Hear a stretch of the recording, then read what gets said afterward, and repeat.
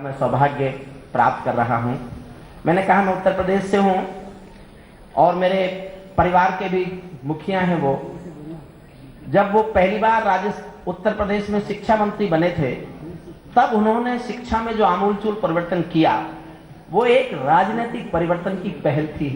हिंदुस्तान में शायद पहली बार शिक्षा के क्षेत्र में राजनीतिक परिवर्तन की पहल करने वाले श्रद्धेय राजनाथ जी आज भारतीय जनता पार्टी के सर्वोच्च पद पर हैं और उन्होंने जिस तरह से परम आदरणीय मोदी जी के लिए रास्ता बनाने की कोशिश की है वो उनके दिल के त्याग का उदाहरण देता है, उनके दिल के त्याग को बताता है, उनके दिल के त्याग का एहसास कराता है। मैं आपको लंबी भूमिका नहीं देना चाहता, कुछ कहना भी नहीं चाहता। मैं आपकी बहुत जोर तालियों के बीच वो मेरे मुख्यमंत्री भी रहे हैं, भारत के कृषि मंत्री भी रहे हैं, किसान का दर्द जितना वो जानते हैं शायद और कोई, थोड़ा और जोरदार तालियों से हम स्वागत करें अपने राजनीति के शिखर पुरुष श्रद्धेय राजनाथ। महंगाई का पूरा असर है। इस समय हर चीज की कीमत बढ़ रही है। बहनों भाइयों, शायद उसी राव में उन्होंने हमारी भी कीमत बढ़ाने की कोशिश की है। पूज्य स्वामी बाबा रामदेव जी, आचार्य बालकृष्ण जी और हिंदुस्तान जिसकी ओर आशा नहीं बल्कि विश्वास भरे नजरों से देख रहा है, ऐसे हमारे भावी प्रधानमंत्री आदरणीय नरेंद्र मोदी जी, आदरणीय वेद प्रताप जी वैदिक, आदरणीय हरिओम पवार जी, यहां उपस्थित मेरे सभी सम्मानित बहनों एवं भाइयों, पातंजलि योगपीठ और साथ ही साथ भारत स्वाभिमान न्यास, इसकी वर्षगांठ है आज। और इस वर्षगांठ के अवसर पर पूज्य स्वामी जी ने आप सबको अपनी शुभकामनाएं दी हैं, आप सबको अपनी बधाई दी है।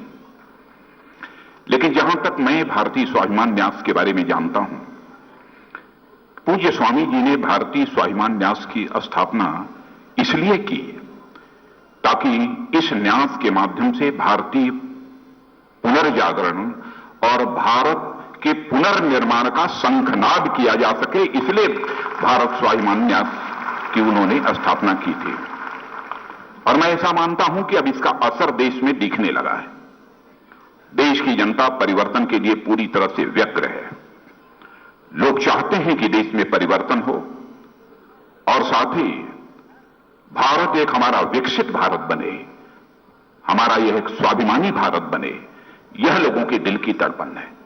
यदि हम विकास की बात करते हैं तो केवल आर्थिक विकास की बात नहीं करते हैं, बल्कि हम विकास की बात करते हैं तो आर्थिक के साथ साथ आध्यात्मिक विकास की बात करते हैं।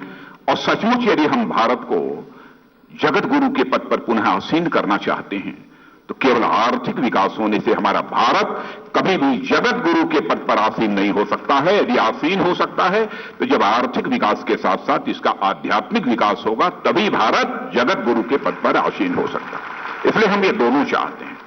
जहां तक हमारे भारत के वैभव का प्रश्न है, कौन इस सच्चाई को नकार सकता है? भारत 17वीं शताब्दी के अंत तक इतना समृद्धशाली भारत था कि विदेशी आक्रमणकारी अपने आप भारत की ओर खींचे चले आते थे। 17वीं शताब्दी के अंत तक भारत में यही हालत थी। भारत के बारे में कहा जाता था कि भारत यह सोने की चिड़िया है, भारत में दूध की नदियां बहती हैं। लेकिन अंग्रेजों के आने के बाद हमारे भारत की अर्थव्यवस्था को जिस तरीके से अंग्रेजों ने खोखला किया है उससे भी हम परिचित हैं। 16 साल, 18 साल, 21 साल के नौजवानों ने हंसते हंसते फांसी के फंदे को चूमकर इस भारत माता के पैरों में पड़ी दास्ता की बेड़ियों को काटने का काम किया था। तब जाकर भारत आजाद हुआ। उनकी सोच थी, उनका सपना था कि भारत जब आजाद हो जाएगा तो पुनः 17वीं शताब्दी के अंत का जो हमारा समृद्धशाली भारत था, स्वाभिमानी भारत था, वैसे ही समृद्धशाली और स्वाभिमानी भारत का हम निर्माण करेंगे।